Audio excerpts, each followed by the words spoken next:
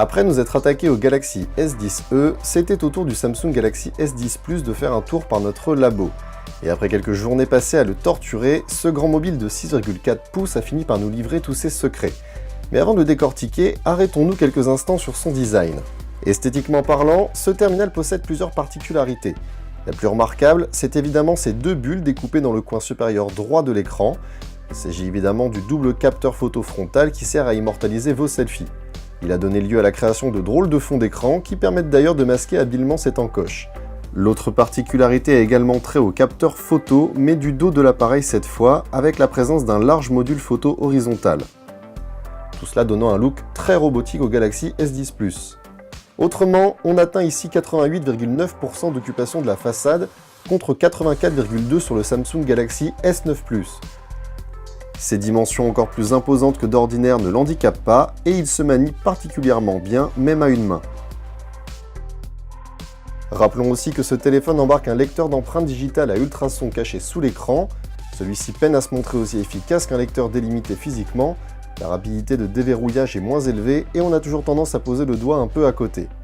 Enfin, le Galaxy S10 Plus a la bonne idée de conserver une prise jack placée à côté de son port USB type C. Rentrons maintenant dans le vif du sujet. Vous le savez, le S10 Plus est équipé d'un écran AMOLED de 6,4 pouces au format 19/9. Sa définition est de 1440 par 3040 pixels, ce qui correspond à une très confortable résolution de 522 pixels par pouce.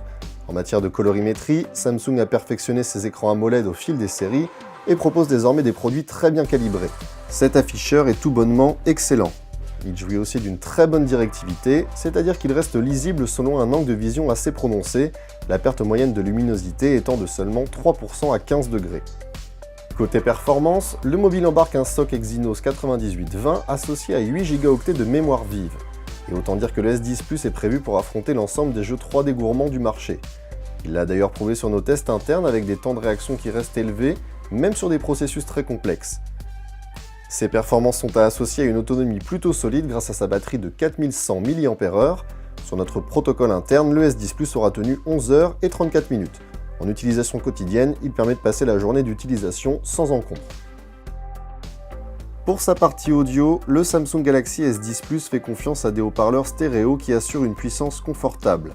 En utilisation, on a tendance à trouver le rendu sonore du S10 Plus un peu criard, ce qui ne permet pas vraiment de pousser le niveau sonore trop haut.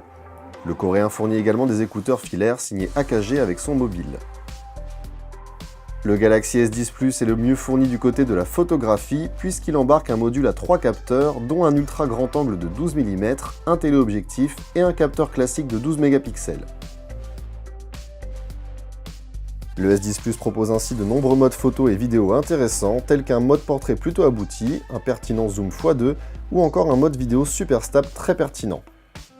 Les mesures labo de ces différents capteurs laissent apparaître une belle homogénéité des images, une très bonne résolution et une restitution fine des détails.